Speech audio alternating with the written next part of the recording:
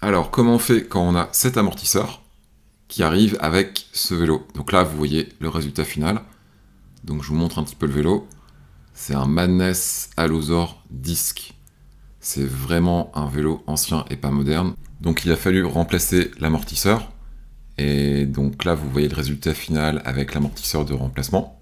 Et on est carrément sur une marque qui n'existe plus. Donc vous pouvez taper le nom de domaine sur Internet, vous ne trouverez rien. Vous pouvez taper Madness Allosaur Disc sur Internet, vous ne trouverez rien du tout. Donc il a fallu trouver un remplacement d'amortisseur pour un vélo pour lequel il n'existe aucune documentation. Donc là, l'amortisseur de remplacement, c'est un Fox Van qui a été entièrement monté avec des pièces détachées. Et concrètement, ça a été un petit peu spécial parce que regardez bien le montage. On a d'un côté des points de montage pour du 165-168 et de l'autre des points de montage pour ce qui ressemble à du 7,5 pouces, donc 190 mm.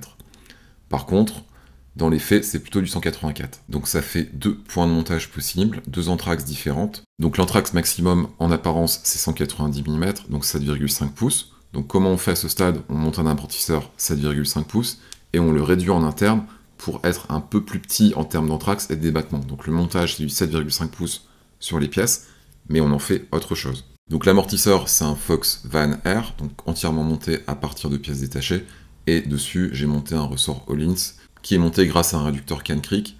Et l'amortisseur d'origine, c'était ça. Donc c'est un Seed XC.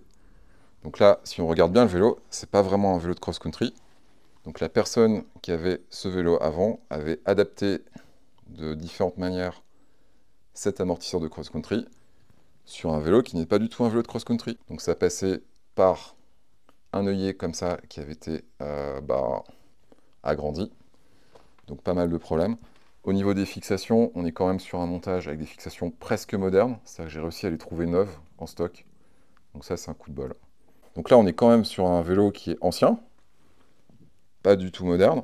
Donc on est sur un montage super custom, mais grâce à la librairie de pièces qui est disponible pour le Van RC, on arrive à faire quelque chose. Voilà, voilà, j'espère que c'était intéressant. À la prochaine!